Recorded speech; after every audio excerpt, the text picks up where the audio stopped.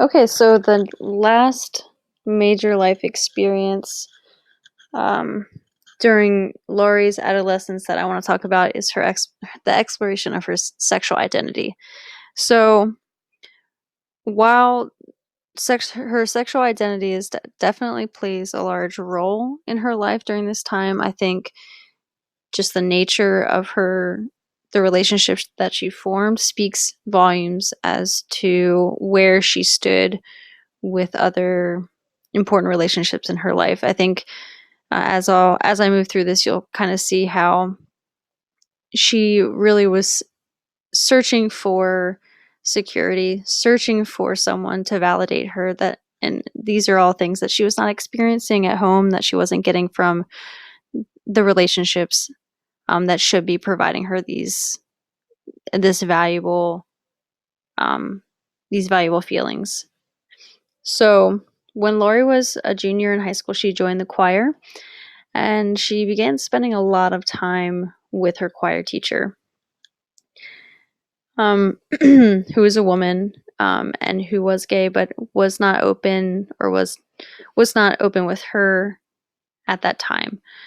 But this relationship, Laurie mentioned, made her feel very secure, very valued, and very accepted. Her teacher invested a lot in her, encouraged her a lot, and then eventually the relationship started to the line started to blur.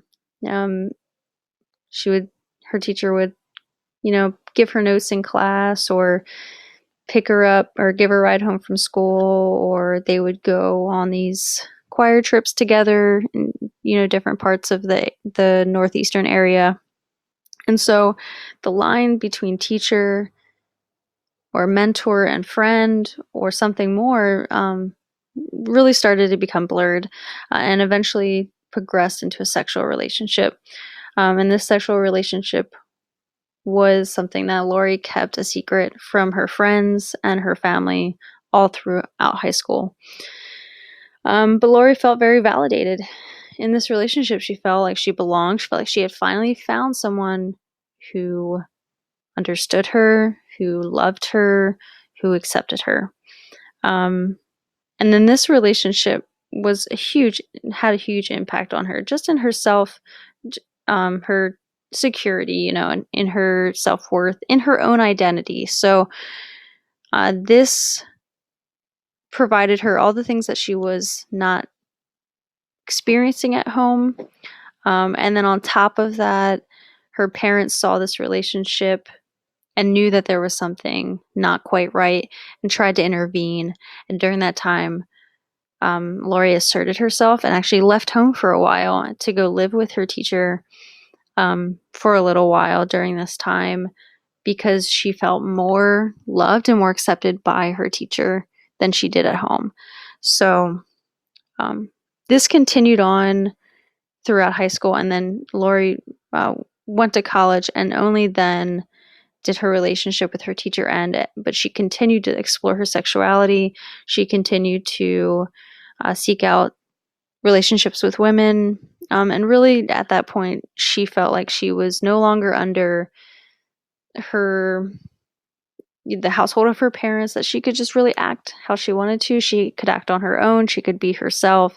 And so she did. She did everything that she wanted to do. She explored not only her sexuality, but she explored drugs and alcohol even more intensely.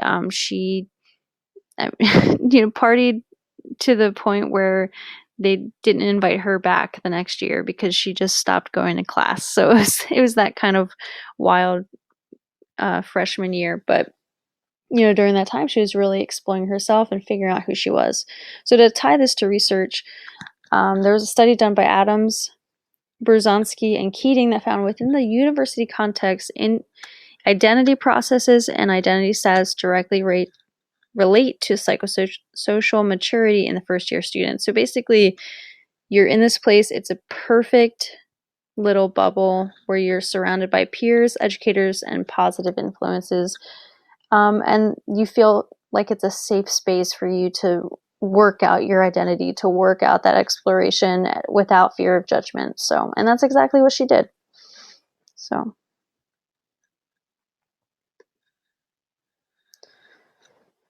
Now, I want to look at the resolution in her adolescent stage. So, I don't think that Lori really was able to resolve this, at least resolve her relationship with her mother until later on in her life, more into her early adulthood and maybe middle adulthood. So I'm going to look at how her environment inhibited the resolution in this stage. So the relationship with her mother led to this insecure view of herself, this just not knowing who she was, not feeling loved type of relationship, which led to her using drugs and alcohol to kind of cope, to kind of get by during this time, and then eventually also engaging in an inappropriate relationship with an adult because that adult provided her all those things that she was not receiving from her mother. So eventually, as time progressed, she ended up meeting a man, the only man that she's ever been with. And in this relationship, it was a committed relationship and a loving relationship, but actually had an unplanned pregnancy. And at that point, she started to look back on her own relationship with her mother and consider the type of mother she wanted to be to her daughters. And so at that point, she immediately stopped using drugs and alcohol. She distanced herself from, toxic relationships, and even went as far to assert herself and distance herself from her mother, who still at that point was, berating her and treating her badly and insulting her. So chose, for the sake of herself, for the sake of her relationship with now her husband, and for the sake of her children, decided to separate herself from that relationship, and then set expectations for the type of mother she wanted to be to her children. Started to really think about the type of influence she wanted to have on her children, and just how she would wanted to do things differently than the way that she was raised. So I think at that point she had resolved that. She was secure in her identity. She was secure in who she was. She was secure in who she was going to be for her daughters.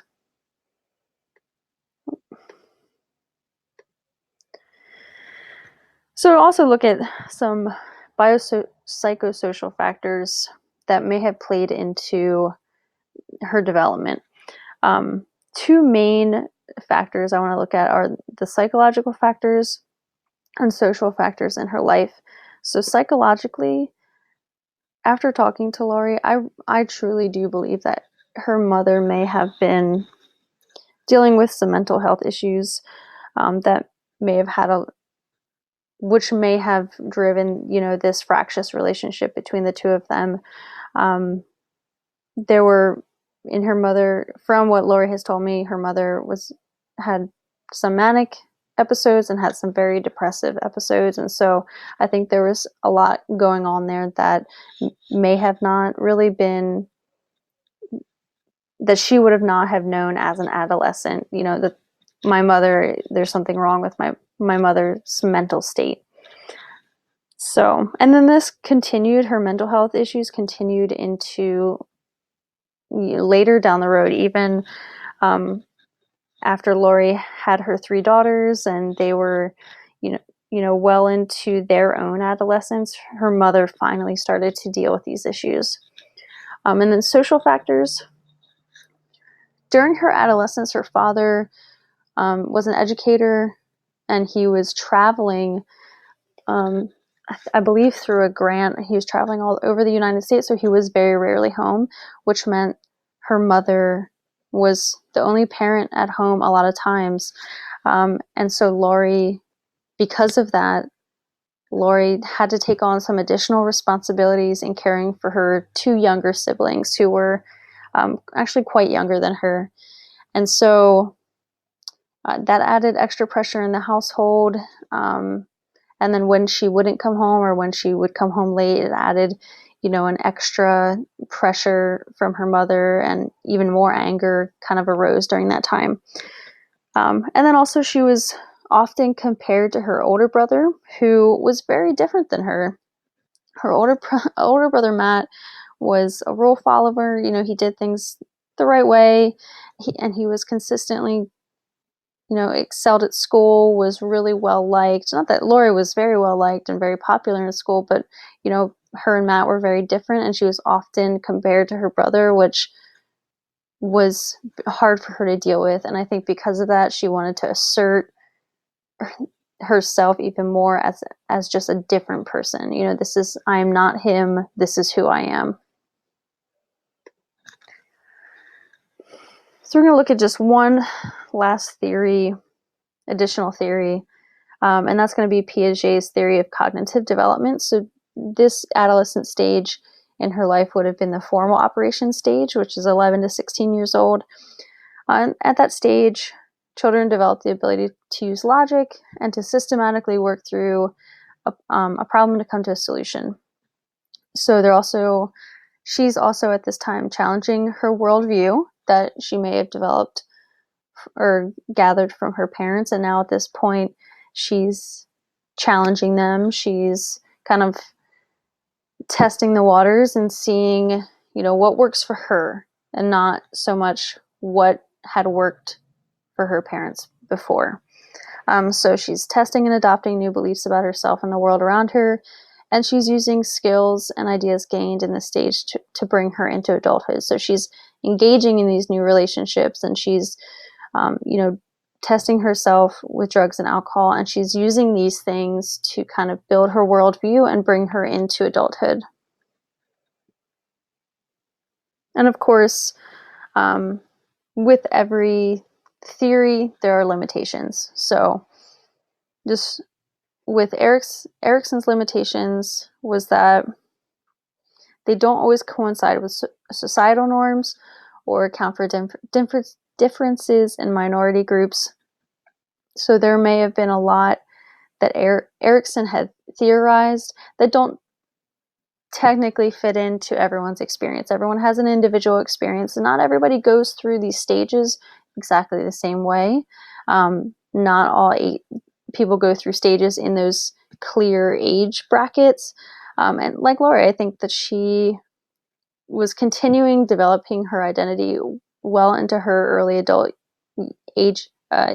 adult years, and didn't necessarily complete that stage in her adolescence. So, and then Piaget's limitations were definitely that, one, that his stages end in adolescence, where, like I said, her development continued into early adulthood. Piaget would not have even recognized the work and the progress and the development that had happened after adolescence in her life. So, and again, his theory does not account for differences in individual experiences. So, but many theories combined together obviously can give a much better picture of an individual.